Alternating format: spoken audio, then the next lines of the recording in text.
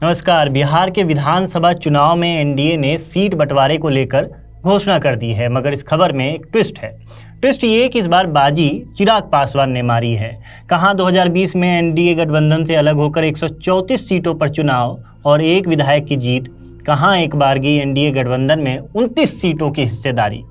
क्या वजह है कि परिणाम में फुस रहने वाले चिराग का ही मुंह मीठा करने में जुटी है बीजेपी। आखिर चिराग का कौन सा फैक्टर काम कर गया? सारी पार्टियां खुश तो हैं और महागठबंधन ने अब तक चुनाव को लेकर सीट बंटवारे की घोषणा क्यों नहीं की? क्या सब ठीक तो है ना? सब जानेंगे इस वीडियो में, मगर शुरुआत इससे कर लेते हैं कि एनडीए के सीट बंटवारे में किसको कितना मिला। एनडीए अलायंस में बीजेपी, जदयू, लोजपा के साथ साथ जीतन राम मांझी की हिंदुस्तानी आवाम पार्टी और उपेंद्र कुशवाहा की राष्ट्रीय लोक मोर्चा की भी हिस्सेदारी है। एक्स के माध्यम से दी गई जानकारी के अनुसार सर्वसम्मति से इस चुनाव में बीजेपी और जदयू 101 सीटों पर चुनाव लड़ेगी। वहीं लोजपा 29 सीटों पर चुनाव लड़ेगी, जबकि जीतन बाबू और उपेंद्र कुशवाहा की पार्टी के हिस्से 6 सीटें आई हैं। पिछले विधानसभा चुनाव को देखें तो सबसे ज़्यादा सीटों का नुकसान जदयू को हुआ है, उसे 14 सीटों का नुकसान हुआ है। वहीं बीजेपी ने खुद के हिस्से से भी 9 सीटें कम की हैं, जबकि जीतन बाबू को 1 सीट का नुकसान उठाना पड़ा है। वैसे ऊपरी तौर पर तो ये दिख रहा है कि सभी पार्टियां इससे संतुष्ट हैं, खुश हैं और एकजुट भी हैं, मगर जैसा दिखता है वैसा होता कहाँ है। जीतन राम मांझी ने हाल फिलहाल एक्स पर एक कविता पोस्ट किया था, जिसमें उन्होंने 15 ग्राम यानी 15 गांव का जिक्र किया था। लोग उनके 15 गांव वाले इस कथन को 15 सीटों पर चुनाव लड़ने की इच्छा के तौर पर देख रहे थे। क्योंकि 15 सीटें उन्हें मिली नहीं तो जाहिर है खुश भी वे होंगे नहीं।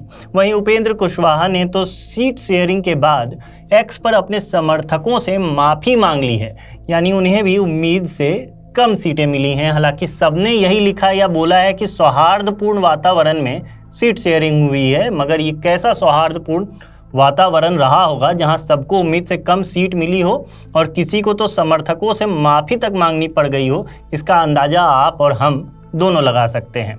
मगर इस खेल से इतर एक चीज़ जो सबका ध्यान खींच रही है वो है लोजपा की सीट शेयरिंग। पिछले चुनाव में लोजपा एनडीए गठबंधन से अलग होकर 134 सीटों पर चुनाव लड़ी थी। ये बात अलग है कि जैसा उसने सोचा था वैसा परफॉर्म तो नहीं किया उसने, और महज 1 सीट पर ही उसने जीत दर्ज की, मगर फिर भी उसे 29 सीटें कैसे मिल गईं? तो चलिए इसके पीछे का गणित समझ लेते हैं। गौर करेंगे तो पता चलेगा कि ये पहली दफ़ा है जब बीजेपी और जदयू बराबर सीटों पर बिहार विधानसभा चुनाव लड़ने जा रही है। ये अपने आप में एक ऐतिहासिक फैसला है।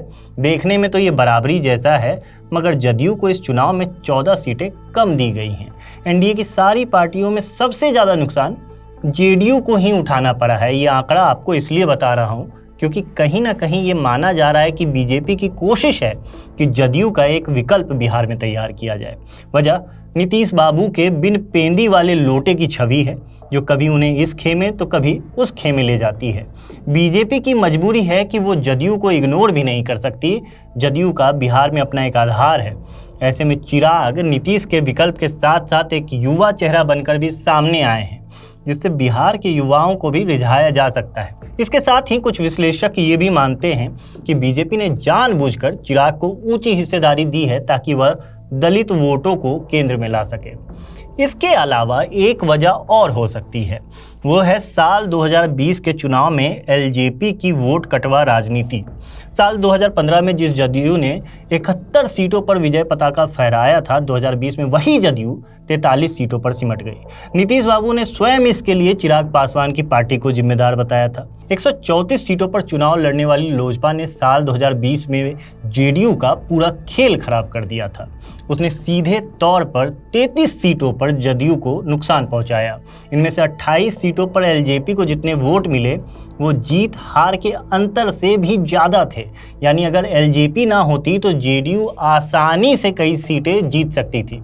इतना ही नहीं, एलजेपी 5 सीटों पर दूसरे नंबर पर रही और जेडीयू को उसने तीसरे स्थान पर ढकेल दिया था।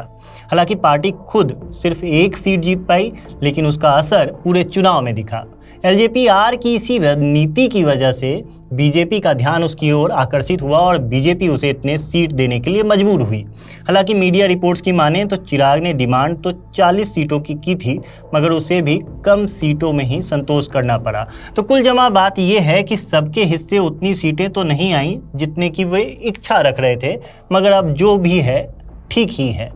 इन सब से इतर महागठबंधन मानो निश्चिंत है। ऐसा हम इसलिए कह रहे हैं क्योंकि पहले चरण के चुनाव के लिए नामांकन की आखिरी तारीख 17 अक्टूबर है, यानी एक सप्ताह से भी कम का समय बचा है। मगर कैंडिडेट का नाम तो छोड़िए, सीट बंटवारे पर भी खबर लिखे जाने तक कोई हलचल है नहीं। इसका एक फैक्टर शायद लैंड फॉर जॉब मामला हो सकता है, जिसका फैसला 13 अक्टूबर को ही आने वाला था, मगर अब इसका फैसला 10 नवंबर को आएगा। इस मामले में लालू यादव के परिवार के सभी सदस्य इंक्लूडिंग तेजस्वी यादव भी अभियुक्त हैं और कोर्ट ने सभी को आरोपी मान भी लिया है। हो सकता है कि इस मामले में सीबीआई की विशेष अदालत क्या फैसला सुनाती है, उसी आधार पर सीट का बंटवारा तय किए जाने की योजना हो। मगर अब जब फैसला 10 नवंबर को आएगा तो सीट शेयरिंग की घोषणा जल्द हो सकती है। हालांकि जो भी फैसला हो, इस केस की वजह से तेजस्वी यादव के सीएम कैंडिडेट की उम्मीदवारी को भी झटका लग सकता है, ऐसा हम मानकर चल रहे हैं। धन्यवाद।